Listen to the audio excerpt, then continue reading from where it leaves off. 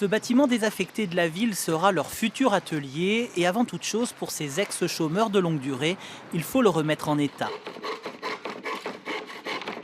Ils sont 15 hommes et femmes à avoir signé un CDI à l'ESIAM, l'entreprise solidaire du Mot-Léonnais.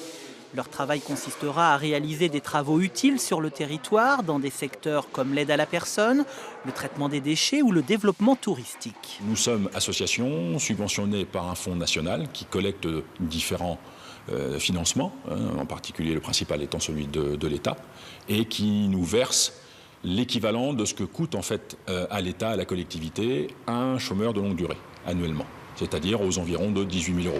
À l'étage du bâtiment, la partie administrative de l'entreprise. Sébastien Riodel est chargé aujourd'hui de faire connaître la nouvelle structure et son offre de services. Avant la signature de son CDI, il a connu 6 années de chômage après un licenciement dans le secteur de l'aide à la personne. J'ai eu une hernie discale paralysante, ce qui fait que, en tant que surveillant de nuit, je ne pouvais plus assurer mon poste, donc on m'a licencié. Un handicap qui lui a causé de très nombreux refus d'embauche par la suite. Aujourd'hui, il est fier d'avoir retrouvé un emploi.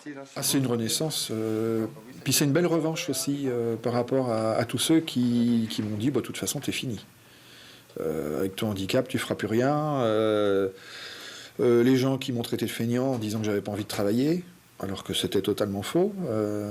Je peux au moins montrer que je suis encore capable de faire quelque chose. Ils sont 15 ex-chômeurs à avoir signé aujourd'hui un CDI sur la base du volontariat. Le projet prévoit 70 contrats pour la fin de l'année. C'est une expérimentation, par définition. Une expérimentation, ça marche ou ça ne marche pas.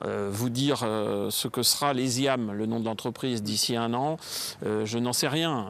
Évidemment, je crois beaucoup à ce projet, mais on aura besoin du soutien de tous, à commencer par celui de l'État. Être utile, rendre des services aux particuliers, à des associations, à sa collectivité, plutôt que de bénéficier d'indemnités chômage ou du RSA, telle est la vocation de ce vaste chantier Territoire zéro chômeur.